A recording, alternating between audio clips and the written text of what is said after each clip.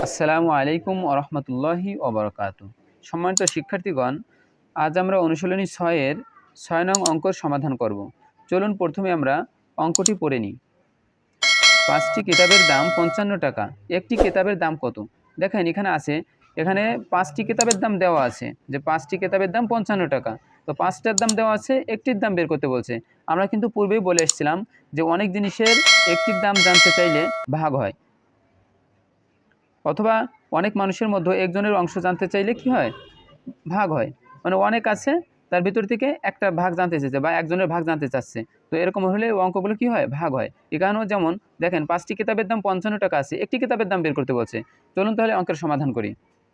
আমরা প্রথমে লিখব যে 5টি কিতাবের দাম,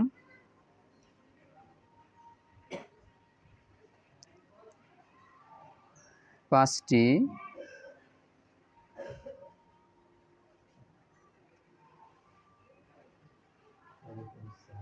কিতাবের দাম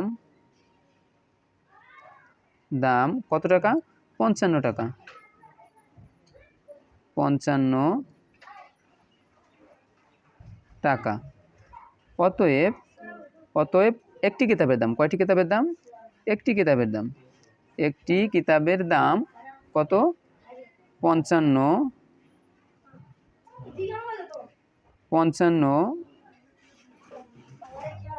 ভাগ 5। আমরা এটা ব্র্যাকেট দিয়ে ঢেকে দেব। তাহলে আমরা যদি 5 দিয়ে 55কে ভাগ করি তাহলে কত হয়? 5 11 55।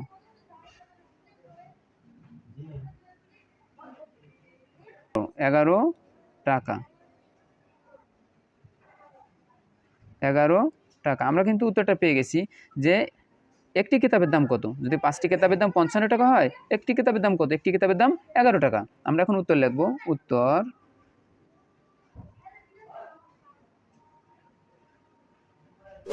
উত্তর কয় টাকা? 11 টাকা।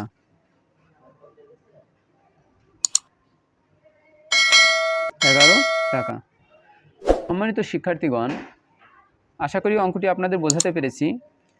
এমন ভিডিও পেতে আমাদের চ্যানেলটি সাবস্ক্রাইব করে পাশে থাকবেন। আসসালামু আলাইকুম ওয়া রাহমাতুল্লাহি ওয়া বারাকাতুহু।